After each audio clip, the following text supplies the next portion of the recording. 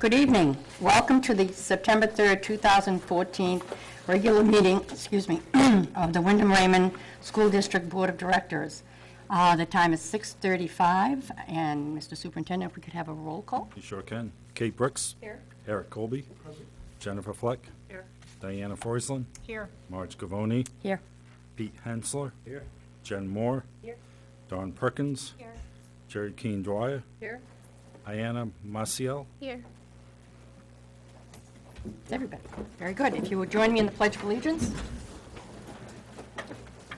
I pledge Allegiance to the flag of the United States of America and to the republic for which it stands, one nation, under God, indivisible, with liberty and justice for all. Okay. The first thing is we do have an adjustment to the agenda. I think some have been updated and some might not be, but if you go to item 9, Rebecca Bickford has been removed from the appointment for Sebago Ed Alliance. And I think you all received that email, so we're all set with that one. Okay, great. So, Mr. Prince, if you could give us a brief overview of the opening of school. Thank you. First of all, it's been very smooth, and it's always nice to see everybody come back. And I thought I would talk a little bit about what happened over the summer as well, because we had a very busy summer. And first and foremost, Bill Hansen, Facilities Director, and his people really worked incredibly hard to get the schools ready for the opening. Bill also has been working on the playground, Pod 2, behind the primary school, and that's coming along pretty well on schedule. They hope to have that opened up by the end of September, early October. Bill also had to put a new well pump in up at JSMS this year, and that was a surprise to us, but that did happen, and we got that in, ready to go. And he's also working on the transportation portable site, trying to get that ready so that we can get the office moved into that component, and we're on schedule with that as well. So congratulations to Bill and his people.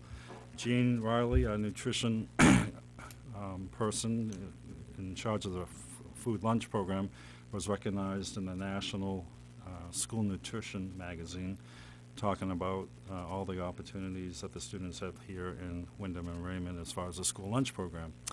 So that was nice to see. And Pender's here tonight to talk about the AmeriCorps Service Learning Program that's being expanded out to 2 other schools within the district. In addition, Pender and her staff wrote an endowment grant of $1 million, and we're still waiting to hear about that, and that's highly competitive. And in addition to that, during the summer, the governor did visit the real school and spent quality time with students, really engaging the students about what that school does for them, and I thought it was a marvelous conversation. It was just great to hear the governor and the students talk about what real school is all about. So that was wonderful. Rachel's Challenge will be back with us this fall, and we've contracted to again bring the father back of Rachel and talk about the incident that the act of kindness that came out of Rachel's Challenge. So that was very powerful the last time that he was here. Technology department has been very busy with the Mac Airs and getting those up and running. It's been a little bumpy the first few days, but we have over 1,100 machines, and I think for the most part, every day it gets a little bit better. Barbara Bush grant of $1,000 stipend was awarded to both Wyndham High School and Jordan Small School for the Teen Trendsetters Readers Program. Excuse me. And again, we just love the fact that staff are out there writing grants and getting money and doing good things. Jump Rope is our new software to track students' progress, and this year what we're doing is piloting that in every school, and so far it's gone very well. Again, we expect that by the end of this year we'll have worked out all the bugs and full implementation will take place next year. So that's our standards-based reporting system, and we're excited about that. And then lastly, the Wyndham Raymond Education Foundation 501 nonprofit organization that we're trying to get back together. They're going to have a meeting in September, and what they're really trying to do is learn about the purpose and the mission of that work and to gain some momentum to really get that reestablished. And in the perfect world, that would be an opportunity to do fundraising and give it back to the both communities for education purposes. So I'm kind of excited to see how that progresses, and hopefully we'll get that up and running. A lot of other things, but I won't bore you tonight because I know we want to hear from Pender, and we're really excited to have her here. So thank you very much. Thank you. And next on the agenda, great segue, we have Pender Macon, who will give us a brief overview of the expansion of AmeriCorps into our schools, our other schools. Right. Yeah, we're really excited about it. And can you see what I see up there? Can y'all see? I think we can see it down here. All right, good. So, as you may have heard, we have been able to expand our AmeriCorps program into 2 other buildings in the district. And I have to say, it's amazing that Kelly is here tonight, and she'll tell you a little bit about how it's going to look at Wyndham High School this year, toward the end of this presentation. And also we have in the back of the room an AmeriCorps member named Deke, and he's recently been enlisted by Manchester School. And, you know, if he wants to say a few words about how that's going to look in that setting. But I thought it'd be important for you all to know, how did this happen? First of all, you should know that Kelly and the administrators at Wyndham High School and also the administrators at Manchester were given less than a week turnaround time to accept the challenge of developing a plan for employing a couple of AmeriCorps members in their buildings. We sometimes at the real school have opportunities that come across our plates that are too good to pass up. So we try to put them out there, but you just never know who's ready. And by the way, the time frame on that was what, the last week of school? Yeah, so it's in mid-June. In mid-June, I was approached, and we'll backtrack from here, but I was approached by the funding guys in Augusta, who are the Maine Commission for Community Service. And they said that our program had done so well over our first 2 years that they would like us to write an additional grant to get more funding to cover the costs for 4 more AmeriCorps members. And this was probably, I don't know, June 15th. And we had a 1-week deadline. So I got really busy writing the grant, leaving blank school, we'll do these kinds of things. And tried really hard to get in touch with everybody in these terrible, busy times for all school administrators. And these guys jumped on it. And as a result, we're going to have 2 17-hour, which is full-time, 40 hours a week for pretty much 11 months, AmeriCorps members in each of those 2 schools. So here's a little background. How it all started at the real school for years and years. We've been doing service learning, engaging our kids in academic content that is actually applied authentically out in the regular world in a way that they could make a difference for other people. And that was something we've always done, and as our school has been growing lately, it got a little bit busier, and we also wanted to keep up with cutting-edge practices and the curriculum standards and logging student achievement and proficiency. And so we created a service learning model together during the summer one year that has a number of elements that I'll show you at the very end, which really attached the student learning to the standards and also to the 21st century survival skills in Tony Wagner's work, and to the guiding principles, and to the developmental assets that the Search Institute puts out there. There are 40 assets that kids need to have in place. 20 are internal, 20 are external. An example of an internal asset would be a student could stand up for their own beliefs in spite of somebody, trying to pull them off in peer pressure kind of way. And an example of an external asset would be, my community values youth as contributing members, for instance. Anyway, so we made sure that we could use this curriculum guide to lead teachers and other people, so that we didn't have to teach over and over again how to do it, through the process of leading kids through the design thinking, the way engineers kind of toss out ideas and really look at how to be innovative and creative in solving a problem. Also in the critical thinking skills of defining a problem, setting a goal, like how we do strategic planning in the real world, as evidenced by our amazing district. But now we have kids who are saying, well, what kind of a difference do I want to make, and how would I measure the difference? And how will I know if I've achieved the goal? And what are some words that measure achievement, like increase, and these kinds of things, and by how much percent? So we put this thing together. We thought it was pretty cool. And we started to recognize significant increases in a couple of measures that are really important to all students' development. Academic engagement, of course, and you know that real school students don't have very much in common necessarily with one another.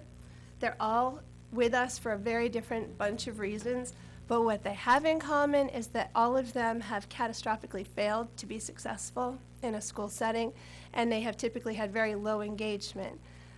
So we were seeing measures of engagement evidenced by increased attendance at school, time on task, and also student surveys that measure a student's commitment and connection within a school setting and understanding that school is important to them. And then the third measure that we noticed, or the second big one here, was internal locus of control, and I talk about that sometimes at these presentations, and it sounds wordy, and basically it's a person's sense that we have control over our situations and our circumstances. It is connected in research with the phenomenon of resilience, that ability to take whatever life throws your way and to stand back up again when the worst happens. Like that's something that every one of us will need in our lifetimes. And it is tied directly to a person's internal locus of control. Most of our kids tend to come to us with a lot of externalizing behaviors. When we say, how come you're here? Why didn't it work out at the other school? They usually don't say, well, I didn't show up all that often, and when I did, I didn't try real hard, and when I got stuck, I didn't ask for any help. Instead, they sometimes will say, there was too much drama at that other school, or the work was not relevant to me, or the teacher didn't like me. I mean, they have a host of reasons with fingers pointing away from the person. And that also comes with the counterpart sensibility, that when they are successful and you say, wow, you really did it, what made the difference for you this time? And their answer, instead of saying I stuck with it and I tried my hardest ever and I got back up when I failed, they typically will say, I got lucky, or it was too easy. They're going to externalize even the credit for what they do. So you can see where that causes a human being not to be resilient or successful. So we saw those measures were really significantly increased for our kids. So we thought we got something really good going on, and so we wrote the grant to try to get an AmeriCorps member. We thought we might get one AmeriCorps member who could be added into our school community, who could help us with the logistics of all of these growing and complex student projects, which I'll explain to you how those. How are you all doing, by the way, right now? I just have to say, you might need to take a stretch, because an adult brain can only listen to another adult talk for 8 minutes in a row, which gives you a hint about how well kids do in a classroom with an adult talking toward them. But that's a fact. You might be making your shopping list in your head after I hit 8 minutes. But all you need is a reset, like me checking in like that. So that's why I did. I'm boring myself when I get to that. Very entertaining. We wrote the grant, and we realized that we could write for 17,000 volunteer hours, which means 10 full-time individuals who would provide 1,700 hours of service in the course of a year to our school. And the gentleman up at the state who does the whole funding for and it's really the funds come funneling down through a federal source, through a state agency. And he said, can you really use that much time? Can you keep these people busy? And we were thinking, oh my God, yeah, we can. We had 65 kids who are, each of them in big whole classroom service learning projects. And within that, 3 kids have spun off to do their own individual one, and then another student is just doing his own kind of a thing. And we needed every sort of logistical support. So we wrote the grant, and we got 10 AmeriCorps members. and then it increased to 12. Of those 12, I think 8 were full-time and 4 were part-time AmeriCorps members at the time, year one. Just a quick segue, what is AmeriCorps, you might wonder? So here's what it is. It's a network of local and state and national service programs. And it is it was developed in 1994, the AmeriCorps program that we are using right now. It's similar to the Peace Corps in terms of people provide direct service to individuals, education, homeland security, public safety, and health, as you can see. There are 2 other AmeriCorps programs that you may have heard of, and those aren't the ones we have. There's AmeriCorps Vista, and those are people who don't provide a direct service. They don't typically work with, they're not planting in the fields or working in the schools. They're working in an office, maybe adjoining a school, and they do capacity building. They can do all grant writing. They can do advertising, but they're not really providing direct services. And we have the third branch of AmeriCorps is called Senior Corps. It's really interesting because seniors can sign up for any number of part-time and even up to full-time jobs as Senior Corps members, and in all AmeriCorps programs, you get an education award at the end of your year of service. Senior Corps, you can use it for yourself for continuing education, or you can even hand it down to a relative or somebody who's trying to pay off student loans. So they are transferable, those education awards. Our AmeriCorps members receive, through the grant funding, $12,000 roughly per year in a living allowance. It's not a wage, it's not a salary. It's important that you understand that little detail too. They're not employees. They are simply national service members who receive a stipend directly funded through the grant program. And at the end of their term, they get something like a $5,700 education award. Part-time members get about $3,000 a year for a living allowance, and they receive a lower education award. I don't remember the exact figure. So if you know any energetic, maybe recent college grads who are looking to give a little something back, you might want to have them contact the Real School, because we are still recruiting a couple of members. We've had great luck. The Real School's members are actually full, but I know we need one more at the high school and one more at Manchester for the expansion projects. Any questions so far? And then I can. So we got the grant. The funds, like I said, they funneled down from the Corporation for National and Community Service. The first year, we got $133,000, which covered all of the associated costs for the members' benefits and living allowances. And the same thing, we got the same in year 2, but we were able to strategically configure additional members at no additional cost, which is interesting. They have all these other incentives embedded into the program. We're encouraged to enlist disabled AmeriCorps members, for instance, and there's money in the federal source that would cover the expenses if we can make that happen.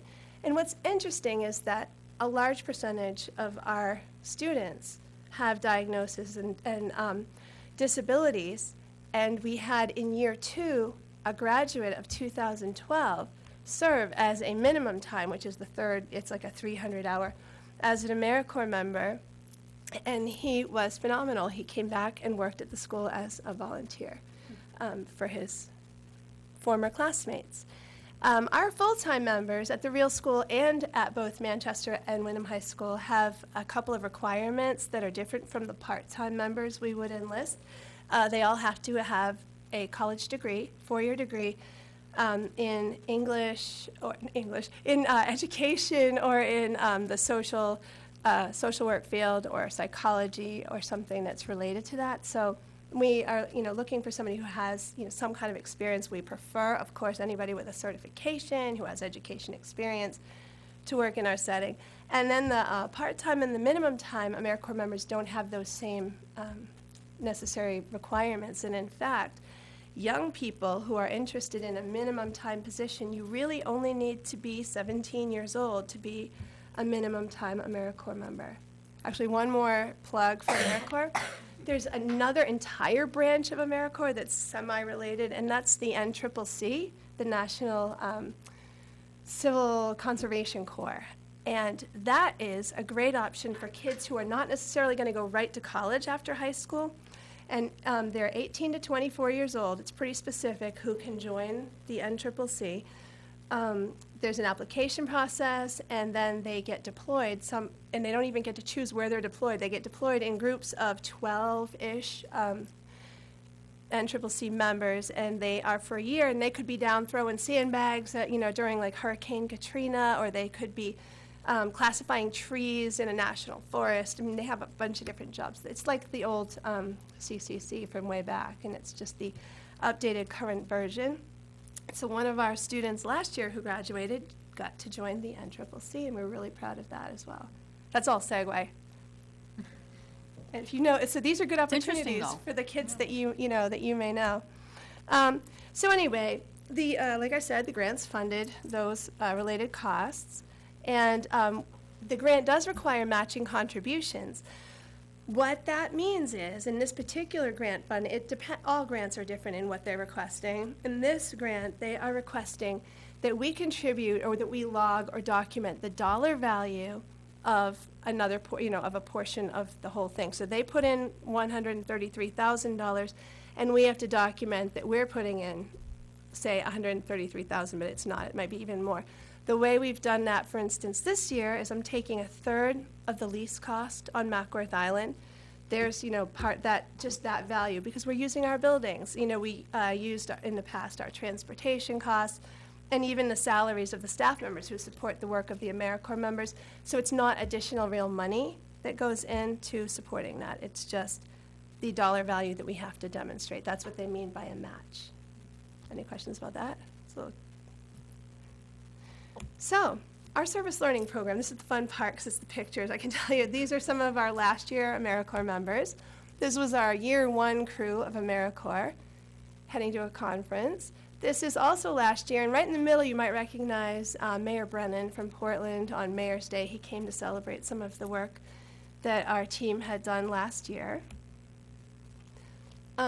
There are so many different kinds of service learning projects. I just want to give you a couple of examples, and one that's very classroom friendly, because not everybody is out there in the world and has the logistical means to do that sort of thing. But every year we do the Veterans History Project, and that is when our kids identify in the community people who they would like to interview and document the stories of peacetime and wartime veterans and civilians, their wives and families who maybe also have significant experiences that should be archived as part of the country's official history.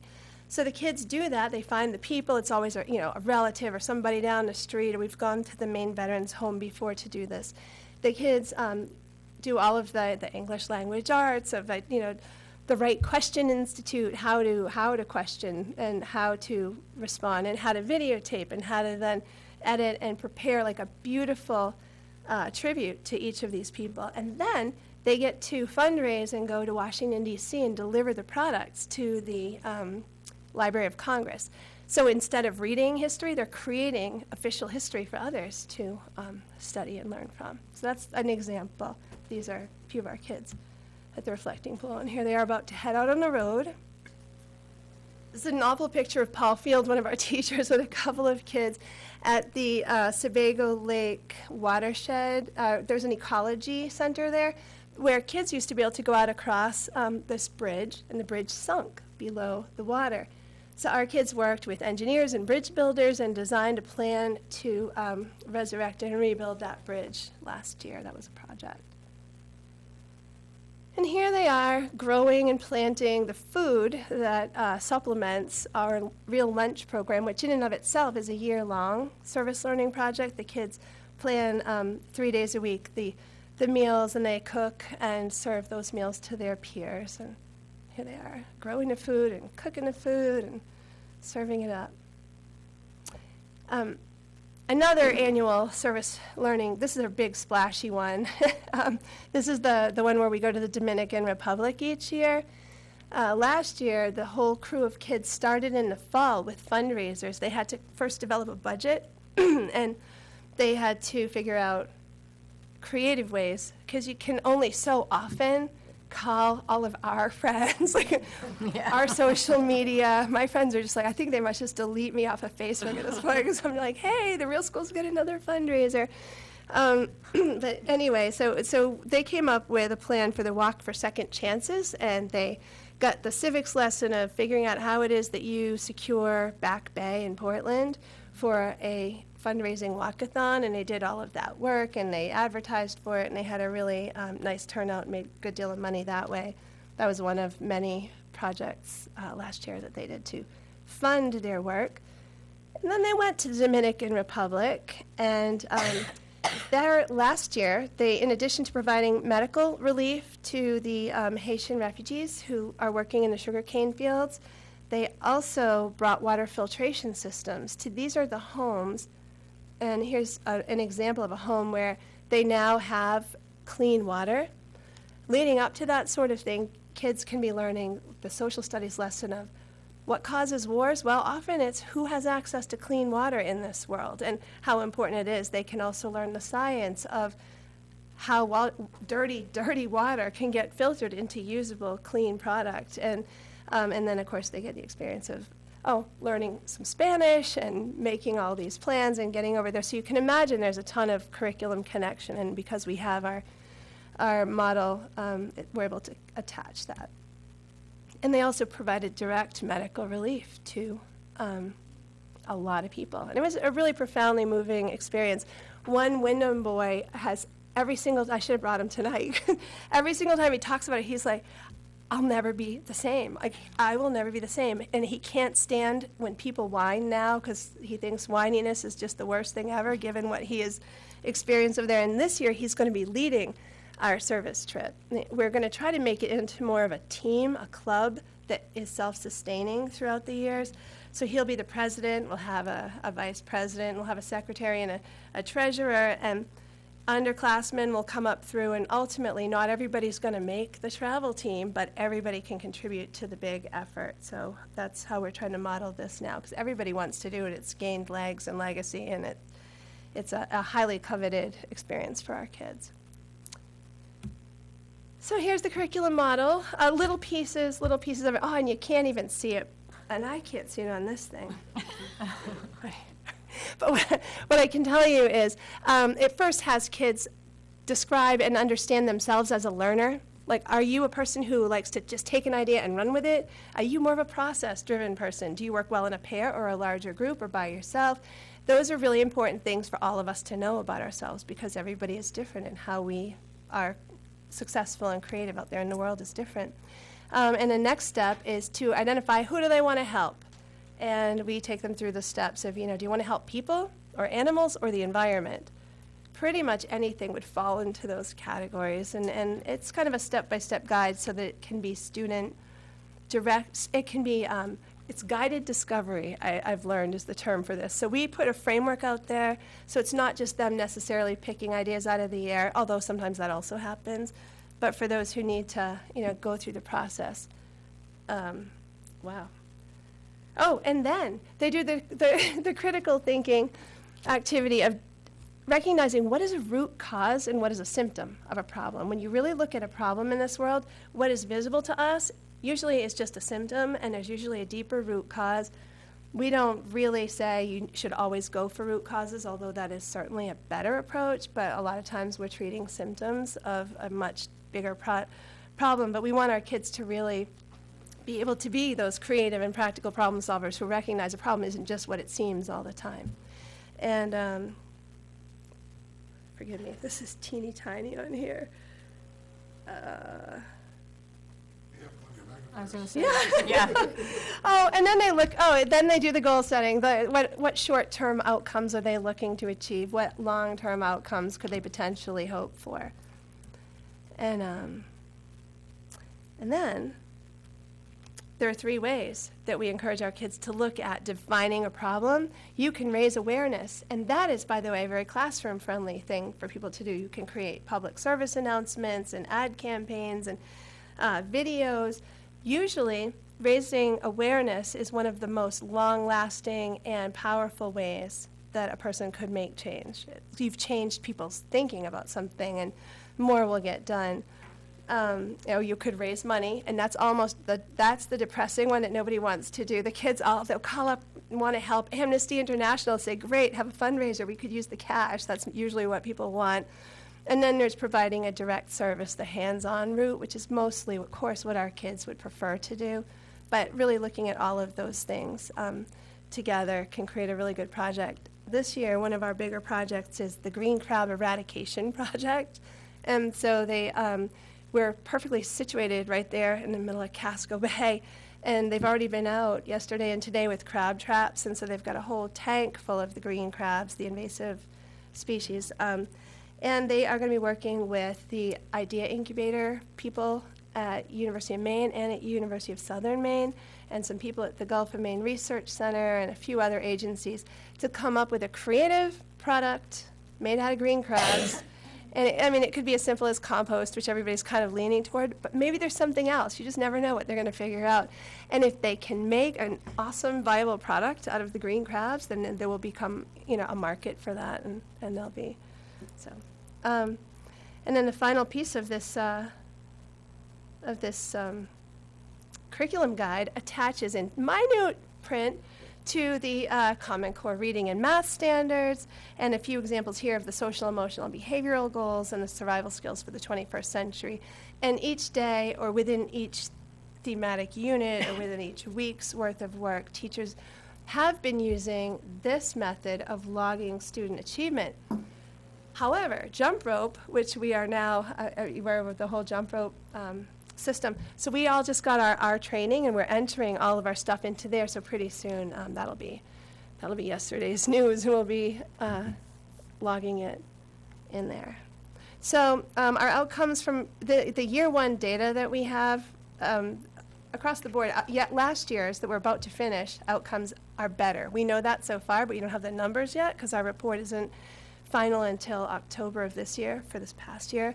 But year one, attendance, time on task, and student commitments and connection to school based on surveys pre and post quarter one to quarter four were all increased.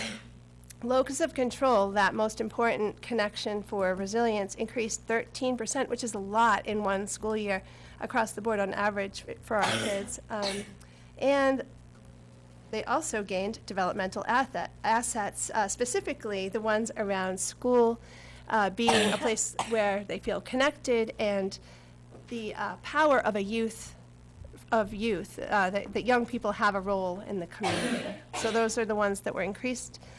And also across the board, the guiding principles, they are in Maine Education Regulation 130, it states right in there that the guiding principles are the true outcomes. They are the ultimate standards. They are why the other standards all exist, so that one day our kids will be clear and effective communicators and responsible and involved citizens and creative and practical problem solvers and collaborative workers, et cetera. So you can see that clearly they're able to demonstrate a lot of competencies across those during their service learning. So here's where we might need your help. Year one, we had an advisory council, and Diana was kind enough to serve on that. But we felt that the advisory council was disconnected from the actual work. They met quarterly, I think it was. And we were grateful for everybody's help, but it was hard to get the right balance of feedback. So last year, we just held a number of community events where people were surveyed, and we just got tons of crowdsourced input and feedback around our project and the direction our project should go.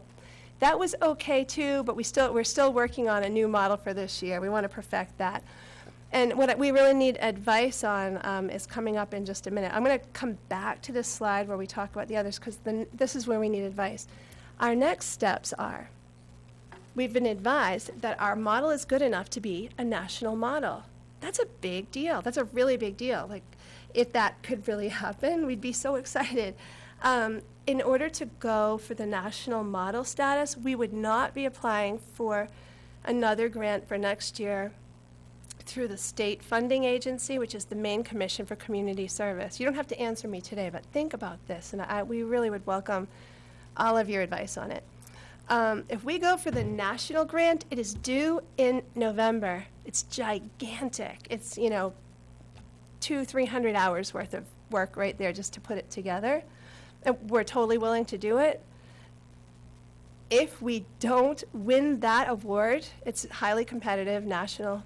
If we don't win it, we are no longer eligible to apply for the state funding. But now, if we just say, all right, forget it, that's too big, we don't want to go for it, and we just go for the state funding, they have really increased their base, and that has become highly competitive. Their funds have dwindled, and now they're only going to be able to fund a few programs, and they are very active in recruiting other schools and agencies to go for the money, and they have particular programmatic and reporting reasons for wanting to diversify. So they'd like to fund new programs, and they'd like to push us up into the national model, which we're excited to do. But that's a dilemma, and I don't know yet what we should do about it. And so think about it, and maybe we should invite email feedback or visits from you folks, because you maybe will have some insights for us on that. But in preparation for becoming a national model, which again, what could be better? I'm leaning toward going for it.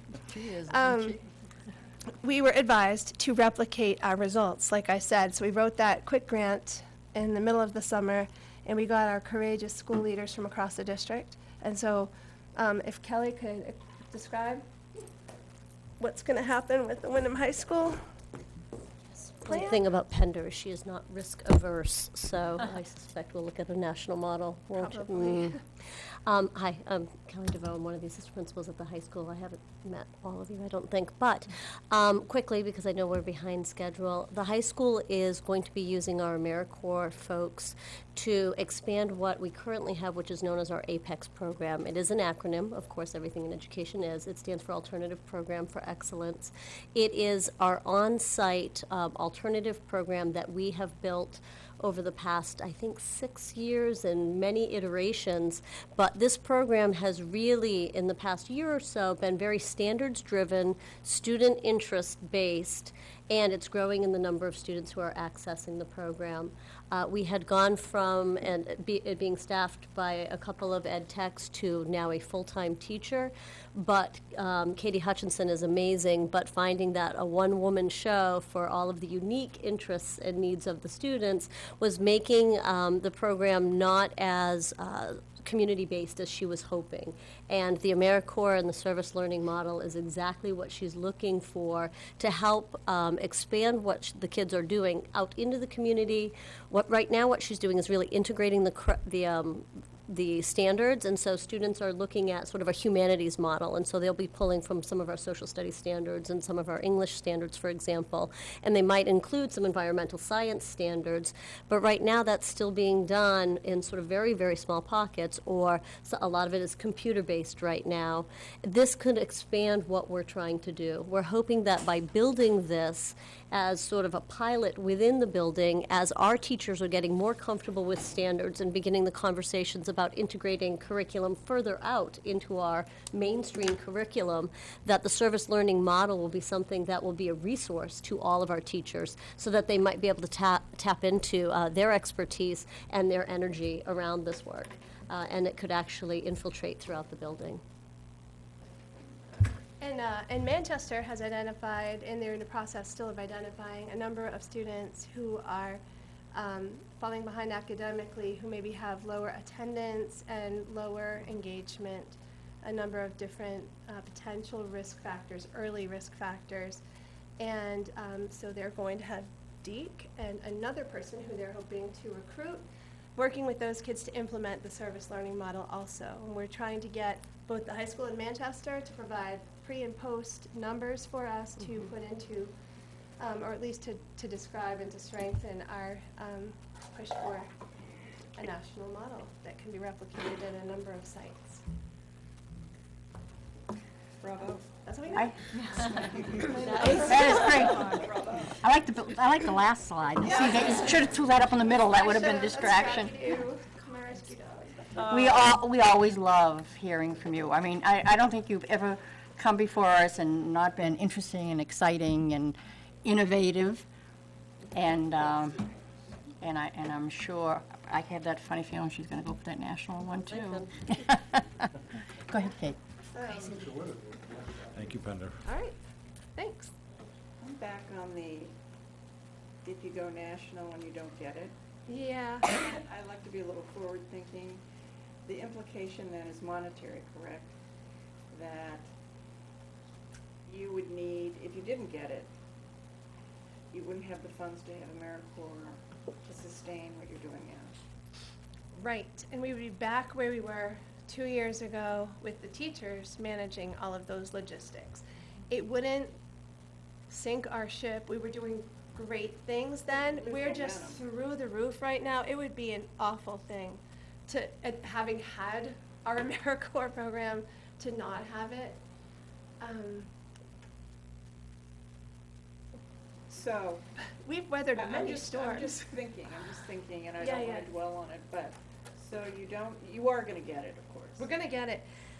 We But- have another plan. I didn't get much into it, but Craig and I have been designing based on one thing AmeriCorps forces you to do, which is wonderful for our whole district, is it forces you to shore up your practices with respect to volunteerism and for recruiting volunteers and for managing and educating. And so we've had to create all kinds of systems that might be of great use when we just can come out of the fog of war to share more with, everybody in the district around excellent practices, nationally recognized best practices in those kinds of things.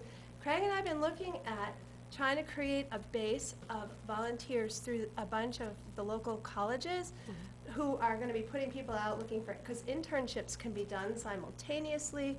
Could we team up and we've had, so we're starting some conversations with a number of the colleges that put out social work students and psychology majors and future educators.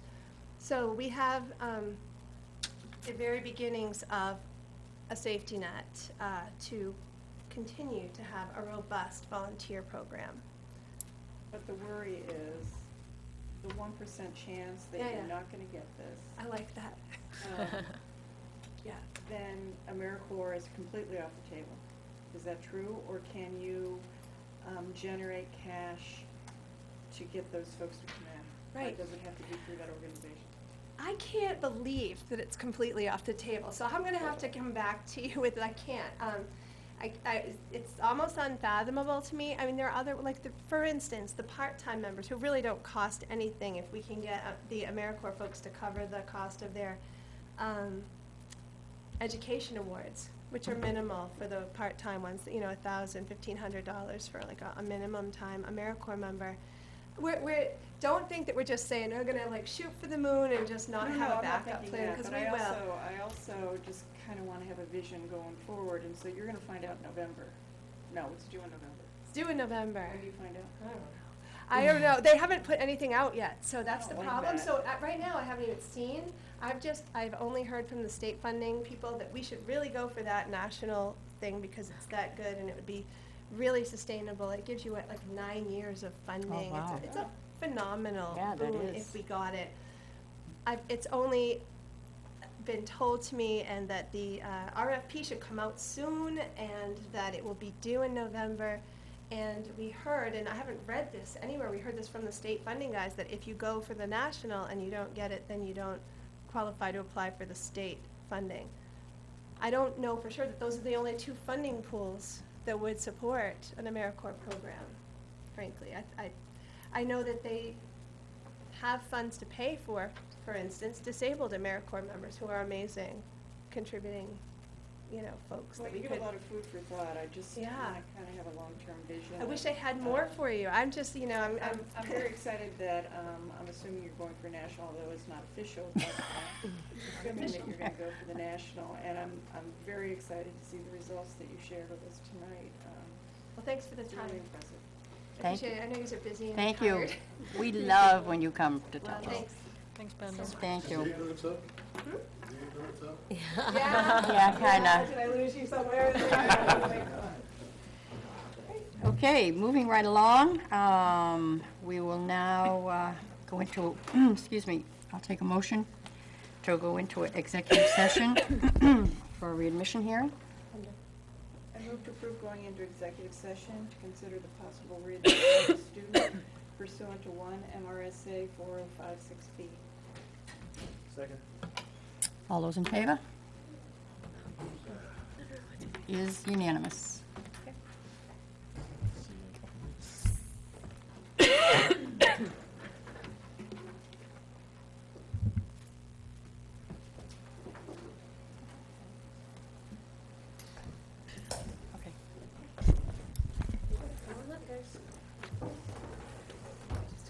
I'm so, what?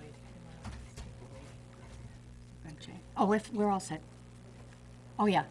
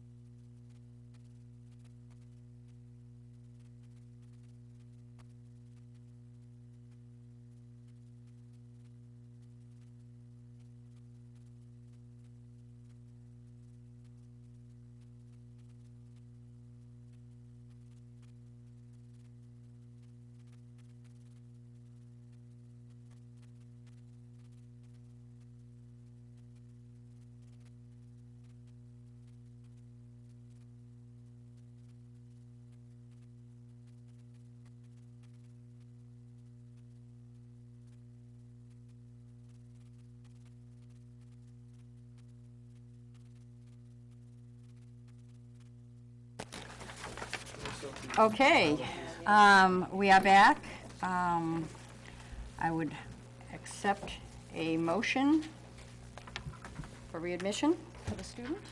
I Somebody would- move that the student under consideration be readmitted to school, and that the superintendent provide the parents with a written summary of the board's findings. Second. All those in, any other discussion? No. All those in favor? It is unanimous. The student is readmitted. Thank you very much. All right. How do you like that? We're right on schedule. Yeah, that's good. I like it. Very good. Okay, now we'll now have appointments. These appointments, if I'm not mistaken, are all replacements. There are no really new positions available. If I could have a motion, please. I move to approve the appointment of the following employees for the 2014, 2015 school year. Good luck. Good luck. Sarah Brown, 2/5 interventionist, Wyndham Middle School. John Condello, teacher, grade 7 math science, Wyndham Middle School. Ralph DeSarno, teacher, phys ed, RES Manchester. Steve Ginn, guidance counselor, Wyndham High School. Joe McLaughlin, teacher, art, Wyndham High School. Pilar Starkey, teacher, grade 8 math science, Wyndham Middle School. John Ziegler, teacher, math, Wyndham High School. Second. Okay, is there any questions from the board? Okay, all those in favor? It is unanimous. Next on the agenda is appointments to the Sebago Ed Alliance. I move to approve the appointment of the following employees for the 2014-15 school year. Maxwell Johnson, teacher, special ed, SEA, and Daniel Pierce, licensed clinical social worker, also at SEA. Second. Okay. Any questions from the board? Seeing none, we'll take a vote. All those in favor? It is unanimous. Okay, now we'll have a discussion on subcommittees. The first thing, before I do this, is I would like to say that our regular subcommittee list should be in your packet. I just want to make sure everybody has one. And it should be updated. And the only opening we have now is on the policy committee, and we are working on filling that position. So everybody has a copy. So if I could have a motion on the board discussion on subcommittees. I move to establish a cost-sharing subcommittee as described below. The board will discuss assignments to the board subcommittees and the establishment of a subcommittee, the cost-sharing formula subcommittee. The proposed cost-sharing formula subcommittee will study the internal funding formula between the towns of Wyndham and Raymond as relates to the expenses of RSU number 14. The subcommittee will communicate its charge and schedule and will provide proposed options to the full board consistent with the adopted schedule. Second. Okay, it has been seconded. Dawn, do you want to add anything to this before I go to the board? Thank you. Okay. Unless there are questions, I'm happy to try to answer them. Okay. Are there any questions from the board? We can probably explain this a little more. This is a committee that we had talked about at the last meeting forming, and I'm going to defer to Kate right now because there is a link between this and the Middle School Advisory Committee, and Kate can give us an update on her plans to inform folks. Thank you. Thank you. There's a connection between the Middle School Facilities Advisory Committee and the communication that has gone out this past year.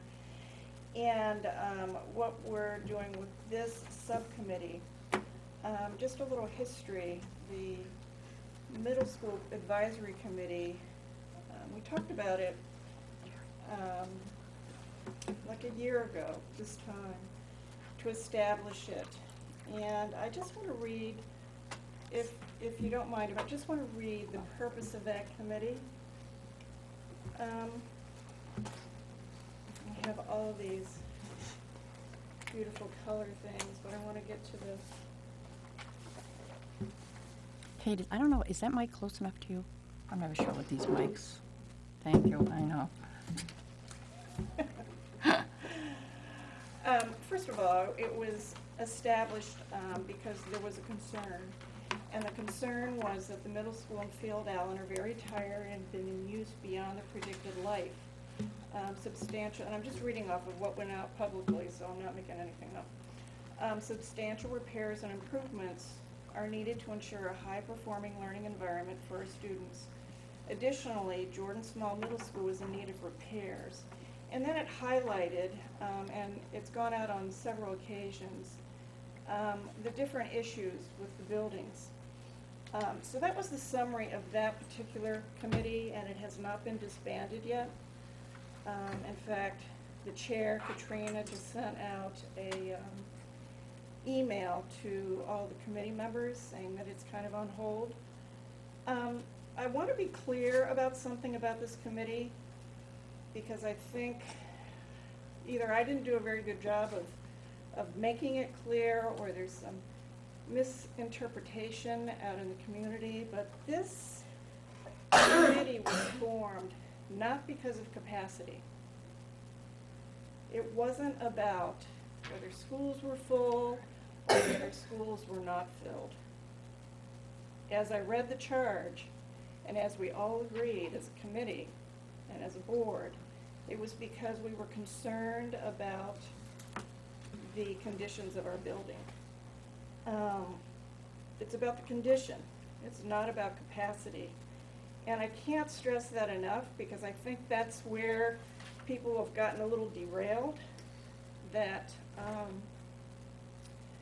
it's all about shifting students or not shifting students or whatever. And the fact of the matter is, guys, whether or not students were shifted, these issues would be the same. They would be right here. The condition of the building, whether the buildings are filled or not filled, are not going to change. And so I think, and I don't want to speak for the committee or for the chair, but I think we really, as a board, wanted to be good stewards of our taxpayers' dollars and be forward-thinking, knowing that we are very low because we are forward-thinking, and that was also described, all the different things that we've done because of condition, not capacity, because of the conditions of the buildings that we applied for to see where we landed on the school's construction. We all know the state has got a lot of enormous financial things, and it's tough to get on that list. I think we ranked 43? Quite low, 43. And I think they only took like 6 or 7. And as I read recently somewhere, and maybe I'm off track, but even though they've chosen the top 6 or whatever who made it on the list, that doesn't necessarily mean that they're going to build those schools, because they might not have the money. So the fact remains that with buildings that are, I need my cheat sheet, hang on a minute.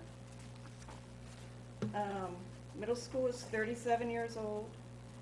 Field Allen is 68 years old. Jordan Small, fortunately, has had more renovations. And it was originally built in 1967, so that's 47 years old originally. Then there was a renovation in 1987, which is 27 years old, and then another renovation in 2001. The lists are long, as was highlighted. This information has been in the link. It's been on our website. It's gone out to listserv. We can always do a better job of getting this information out. There's absolutely no doubt about that. But we're not trying to be a sneaky Pete here. I mean, this was about the conditions of the buildings, period. It kind of reminds me, I have this 2003 truck, and I love that truck. You know, I feel pretty powerful behind the wheel because it's up real high. it kind of looks okay on the outside, but the hatch is going. And so now I've got to jerry-rig the hatch so it doesn't fall down, so my groceries don't fall out. I mean, I look like a hillbilly. But I love that truck and it looks good on the outside. The heater's going. So now, the problem, the conundrum is with this truck that I love, I should have named it. You know, it kind of looks good from the outside, but do I want to put more money into this 2003 truck? Is that the best use of my money? Well, I'm contemplating that. But I think that's where we are as a district, in that, yeah, maybe from the outside, they kind of look good, but if we have to go on and on and on and say, at Jordan Small School, put on a new roof, or at Field Allen, I mean, that is 68 years old. There's a lot of affinity for that building, and I happen to really like that building too, but uneven heat, so that costs the district money. When it costs the district money, it costs the taxpayers money. And so that's what we're trying to do, is be good stewards of your money, the taxpayers' money. Pure and simple. It's about the conditions of these buildings. Okay, so that little piece, and it's not so little, it's a pretty big hunk. We've been working on that for a whole year. And I'm gonna do a little bird walk, because it's a total picture here of our work as a board. In the meantime, we have 3 contracts that we have to negotiate last year. And Marge and Jerry Katrina. and Katrina were on that, led by Don, who does all the back scenes work with all, it was like birthing triplets. And I think Jerry can attest to the fact that It was like I've never birthday. had triplets.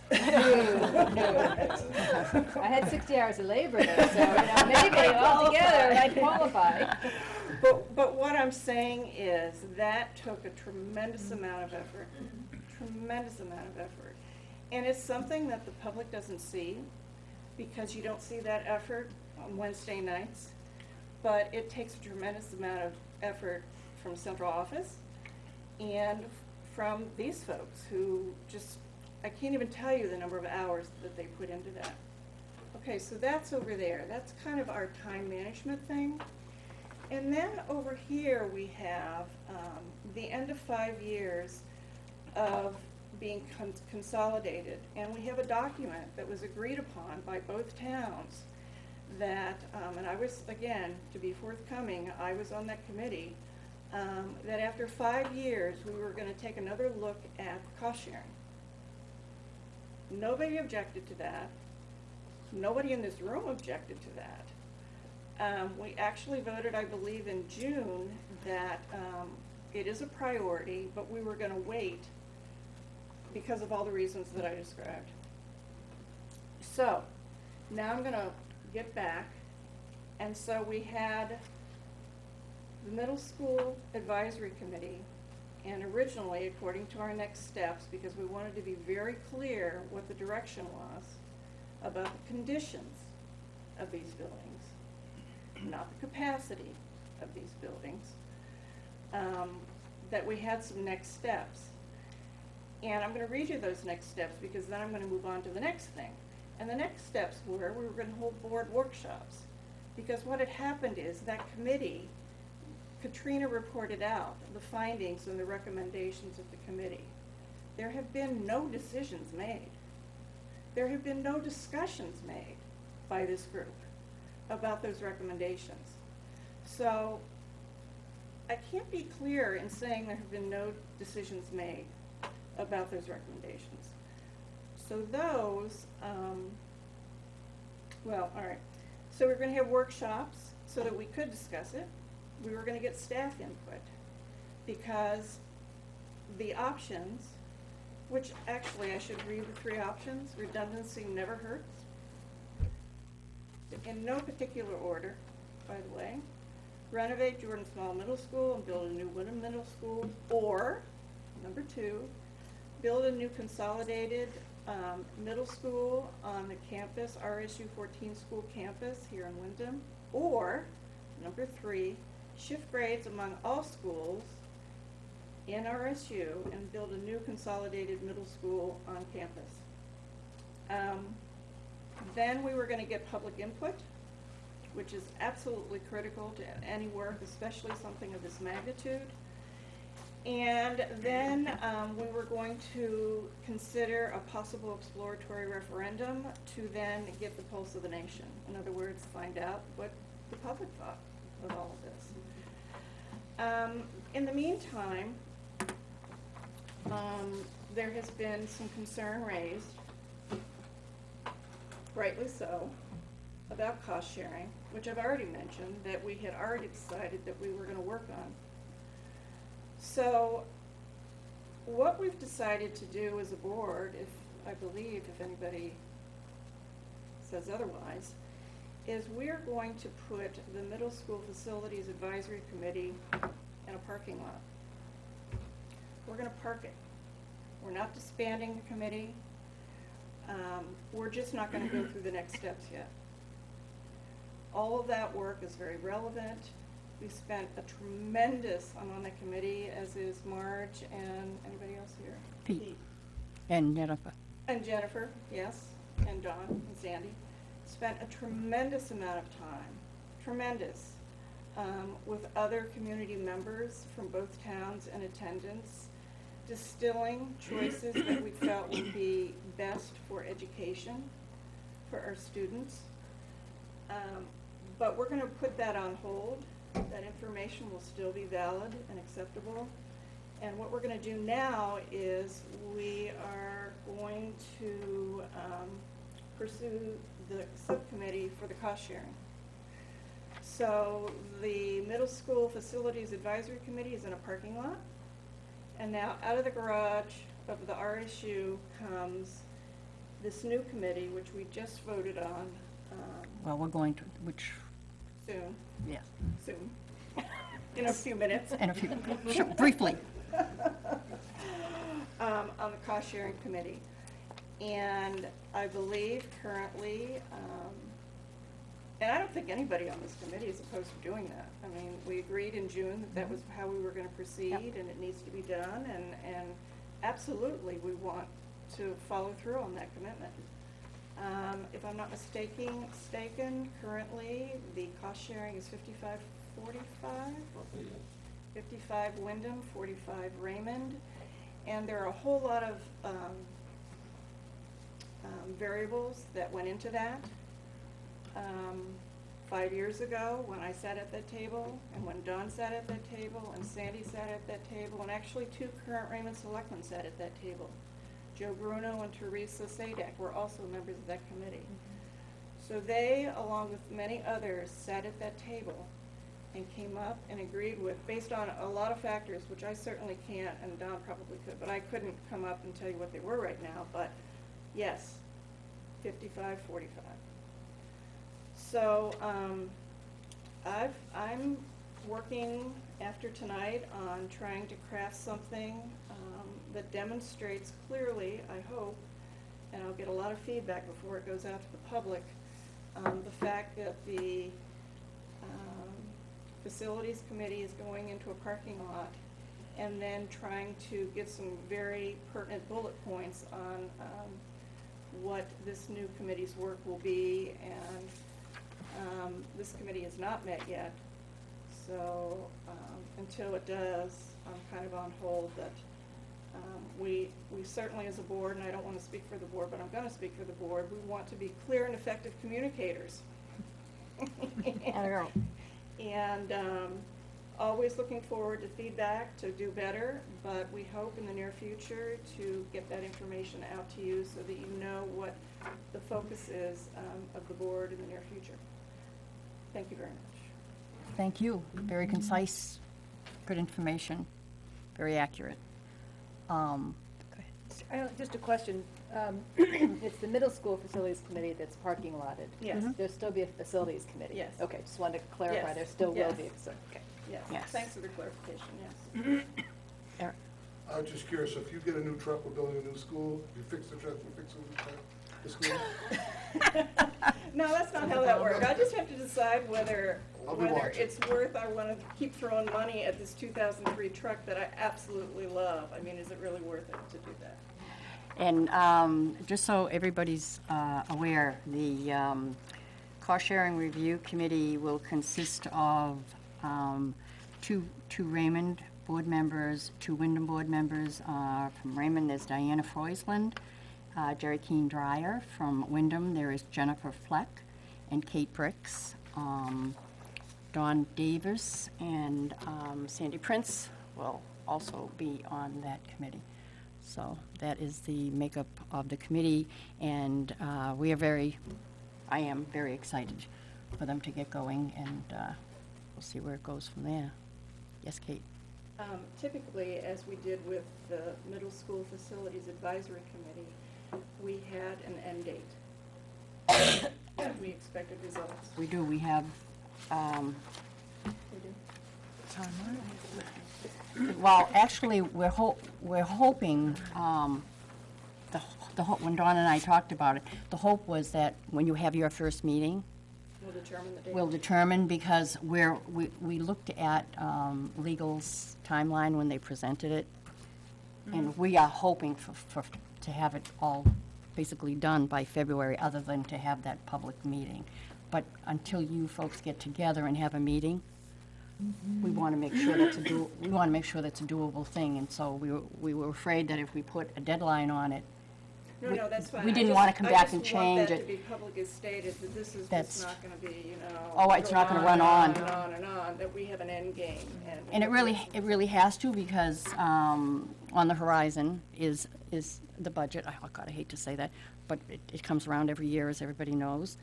So before we get going on the budget, and we don't want to keep that bus in the parking garage very long, because it's very vital that we get going on that too. So there are other things, plus the normal things that we go through with the school, that need to be addressed.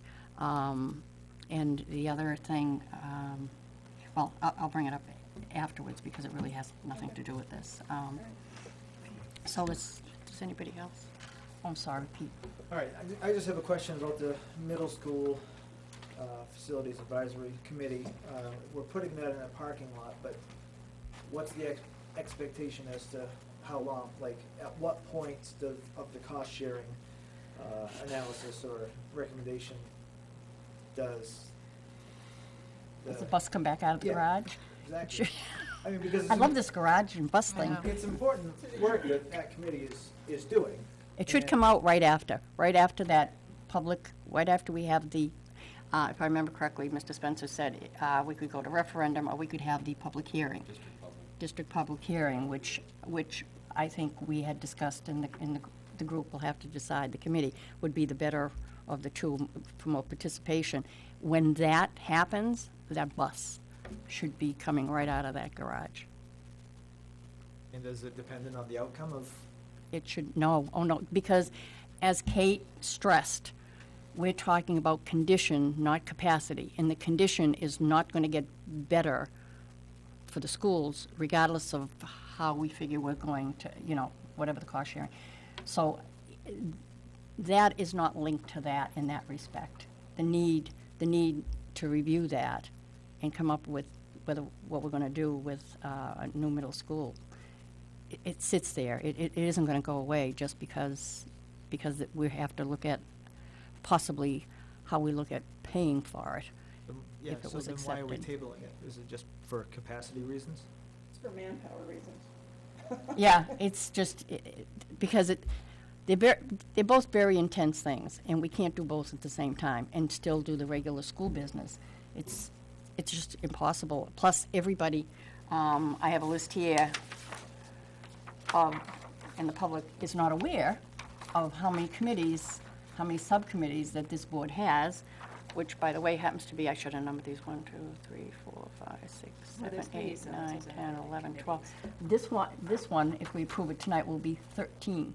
There are 13 committees or advisory committees that board members that sit here are on, and I don't think the public realizes how thin we spread our time and how much other things that we do. So that is why. That's why I asked the question. That's why. It's good for the public to know. Okay, are we set for a vote? Okay, saying that, all those in favor of approving the cost-sharing formula review committee? It's unanimous.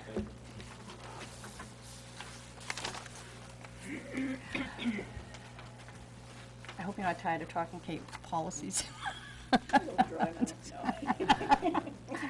Okay, policies. I will take a motion.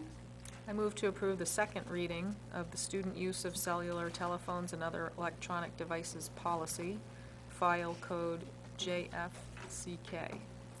Second? Okay,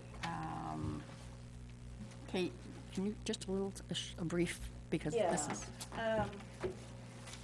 This actually got buried after the first reading because of budget, and it just got buried.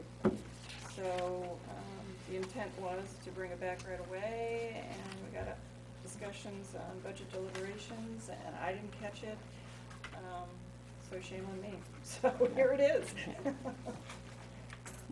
now has everybody had a chance to, does anybody have any questions on this policy? No. Excellent. Okay, great. Okay, seeing no questions, all those in favor? It's unanimous. Second part? I move to approve the second reading of the student use of cellular telephones and other electronic devices regulation policy, file code JFCK-R. Second. Okay, This is what regulates the Right. policy. first one. And actually, Go ahead. The policy itself didn't change, but there was a whole lot of change in the regulation, if you might remember. And that's where, as Kelly can attest, and she actually was the one who noted that we didn't have a second reading, that that's the teeth, and that's what she needs. Okay, great. All those in favor? It is unanimous. Oh, I thought your hand was up. I was thinking of, Oh. but then are we voting to approve the regulation or to approve reading the regulation? The second reading. Second We approve reading. the second reading of Does the, that make it a regulation Yes. once we do that? Yes. Okay. After the So then second we should reading. have that discussion before we vote on it. Should you On the have regulation, discussion I'm sorry, Before we vote on it. is there? Yes. Couple questions. No, that's quite all right. I just thought you, Sorry. go ahead, Jennifer. So somewhere here, we talk about study halls as being a time when they are not allowed. My understanding, and I wish we could have the Can you honor find that back. out? Can you reference where that is on the Sorry, policy? first sentence of the regulation. Okay. So it says. Study halls, yeah. Prohibited from using all these things during classes, study halls, assemblies, and other school activities. I'm not sure how regular it is for the students to have their electronic devices during the study halls. My understanding is that they use it fairly often at that time. I don't know. We can ask. Kelly, Kelly to- can you come up to, Of course I can. Yeah, that's why I stayed. Suspected we might do this. Our study halls are varied in that we have, for example, the Academic Support Center where it would not be appropriate, and the teachers there would say so. Our freshman study halls, because there's curriculum attributed or affiliated with the study halls, don't permit kids to use their electronic devices during freshman study hall. However, in the cafeteria study hall, which is a misnomer, and I do recognize that, it is a large group of students, and students frequently will plug in, often to listen to music, to tune out sort of the volume of their peers. So in that setting, the two teachers do permit it. So it's really where it is permitted. But even then, we are asking those teachers to take responsibility to monitor its use, to ensure that it's not being used inappropriately, for example, to take pictures or to otherwise show video that we might not think was appropriate in a school setting. Okay, so that's point A. Yes. The exception to the rule. Yes. Okay, thank you. You're welcome. Jen, do more? we have another? No, I think I'm good then. All set? Okay, I will ask for that vote again then. Sorry, I apologize. All those in favor? Okay, it is unanimous. Okay, lease purchase of school buses. This is the financing. Dawn, you want to give a brief? Yeah, I'd be happy to. First, my apology, because essentially what happened, some of you veterans might remember that there is a long legal document that needed to be read, and it wasn't read at the last meeting. As a result of that, when the attorneys looked to provide an opinion of counsel to the bank who was interested in lending us the money, they can't give an opinion because it wasn't read publicly at the last meeting. So I think, darn it all, it's a long thing that somebody's got to read tonight out loud so that we can then proceed with this. The second component to the vote is because that happened, we used essentially the district cash flow to purchase the buses, to get the buses in. So now the lawyer wants to make sure that you folks understand that you will be obligated by the note from Androscoggin Bank. This is not something I would suspect you'll ever see again. It's just the succession of the way this particular purchase came about as a result of forgetting to read that one section. My apologies for that. So whoever reads 1 has to read attachment 1, That's right. which is the vote to authorize lease purchase of 2 school buses in principal amount of. Okay, go ahead. All right.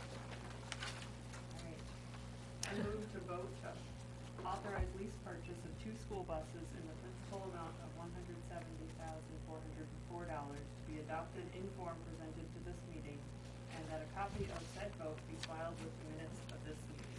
See attachment 1.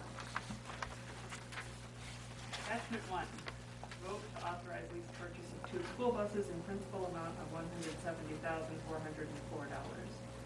Be it hereby voted as follows, that under and pursuant to the provisions of Title 20A MRS, Sections 1001 and 1055, 5401:15, the superintendent of schools, the superintendent, is authorized to execute and deliver a municipal lease purchase agreement 530008739 with Androscoggin Bank for its nominee in the name and on behalf of Regional School Unit 14, the RSU, for 2 school buses with an aggregate purchase price of $170,404 in such form on such terms not inconsistent herewith as the superintendent may approve the lease.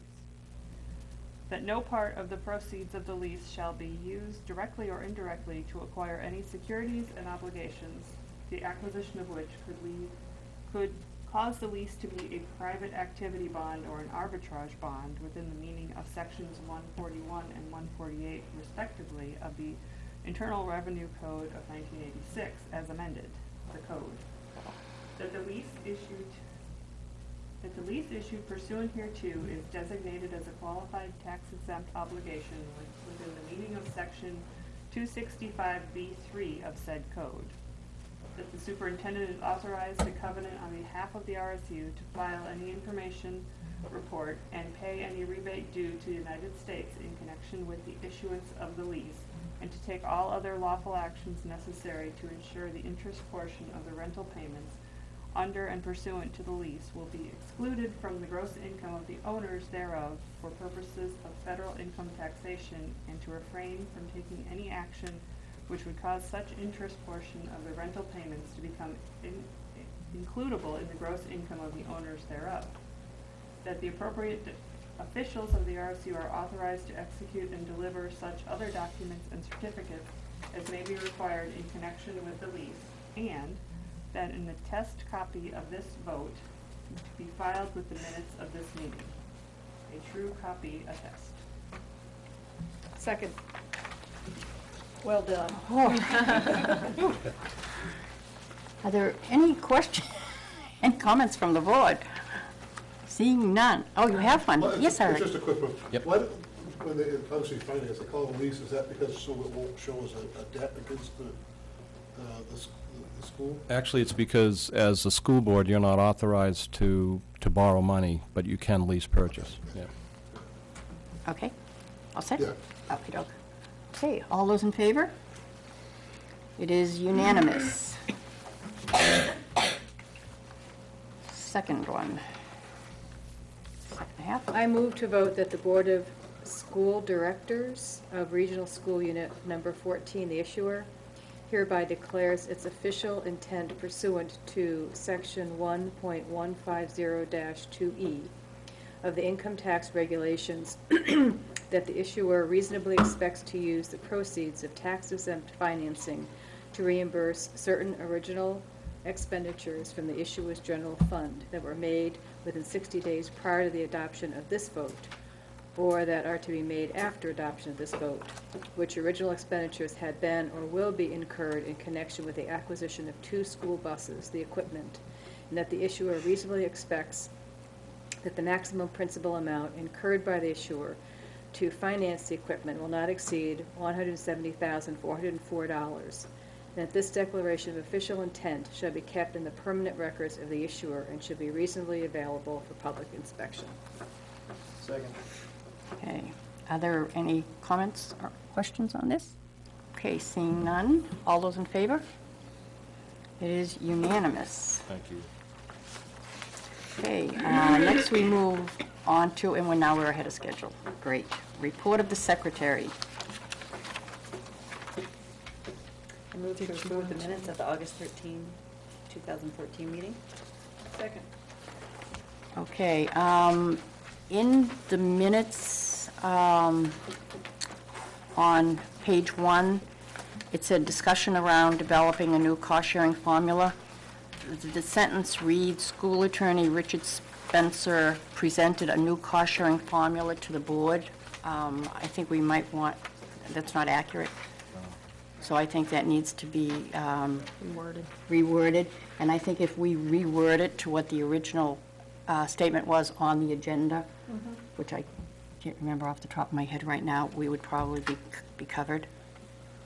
So are you going to So I oppose this at this point, or abstain? How would you- actually, I would like to make an amendment to the motion, that this motion would be approved with the modification to the minutes on the discussion around developing a new cost-sharing formula.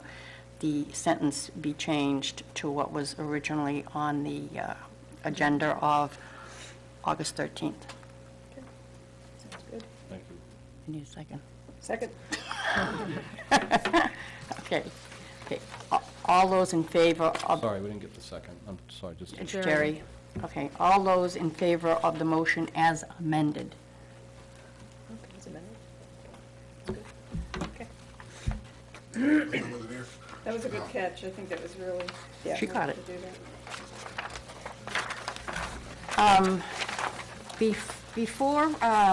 Before we do adjournment, I know everybody's excited because we got done early. As everybody is aware, there was a meeting in Raymond last night of the Raymond Selectmen, and there was a vote, a 4-to-1 vote, to go forward with the petition to referendum for dissolution of the RSU 14. What I would like to, because I don't want to speak for the board, but I would like to know if I could get the board's agreement that leadership and the superintendent could get together and put together a press release that we would write up. It would then be distributed to the board for approval, with the promise that nothing would go out without full approval of the board. So if we could get, I don't want, it's not on the agenda, I don't want to take a vote, so if I can just get a I wholly And, concur. Yeah. Wholly concur. Yep, it's a good idea. Oh, one, yeah, well, Okay. okay. Okay, Sandy? And then, so we'll get together and then, Can I just ask a question? Sure. Was anybody contacted about the vote? That it was going to be voted? No, so even the Raymond reps weren't? Not that it was going to be a vote. No. it didn't say, well, I don't remember, what was their, Their you went to the agendas meeting. don't say that, like our agendas, if I could just, our agendas show what we're gonna vote on. Their agendas just say a Topic. topic. So it doesn't necessarily say like new business and old business. So you wouldn't necessarily know in looking at it that there was going to be a vote. So, Your agenda doesn't look like an agenda. I mean, it looks Okay. like an agenda for like a subcommittee meeting or, yeah. It's So- not specific to what their No. action Right. items are. Right. no. Right. And my other question is, has anyone from Raymond contacted our office regarding this vote? I talked to Don Willard yesterday, and he called me this morning to tell me that they did take a vote, but he wasn't, he said to me that he was surprised that they took a vote last night as well. He was caught off guard, so. Thank you. Madam Chair, Yes. I would not often do this, and I mean this most respectfully, but you did say that they voted for dissolution, and I think it's important to say that Oh, I'm so- they voted for withdrawal from the I'm RSU. sorry, yes. I just need to. That's right, thank you. Yeah. Thank you. Please make sure the record shows that, so that if it's in the minutes, it's clear. Clear. That was related to my question. So just how the real school fits in, would we still be an RSU with the real school if Raymond withdrew, or are they? We're always part of the real school, but you Part can of- explain that. In the manner in which these matters occur, the withdrawal, if it was to be successful, that community would be on its own, but the RSU will still stand. And the real school is part of our RSU at this point, so they would remain within the RSU. Okay. It's a very unique process. When Wyndham decided to consolidate, which they did not have to do because of the number of students, correct? I was coming in like in the middle of that. I was part of that, but I came in the middle, which was really hairy. We were able to then be independent of the municipality. And the same thing happened with Raymond. So we became basically our own little world, so to speak. If this happens, if it went forward and it was voted on, if they went forward to the end with this and it came about, then Wyndham would remain independent of the municipality. The RSU would, and would we still be like called an RSU? Yes, you Okay. would. There are some of... This book is so Yeah. Some of these grateful. events have occurred across the state of Maine where Right. a single town was left as well, in fact, Old Orchard Beach is an example where Saco Dayton have left the RSU. They Right. have withdrawn. Okay. Old Orchard Beach is still RSU, whatever the number is, for that community. So Yeah. that's how it works. And that was just a curiosity question. Believe me, I have no thoughts of one way or the other as to what will happen. Yes, Kate?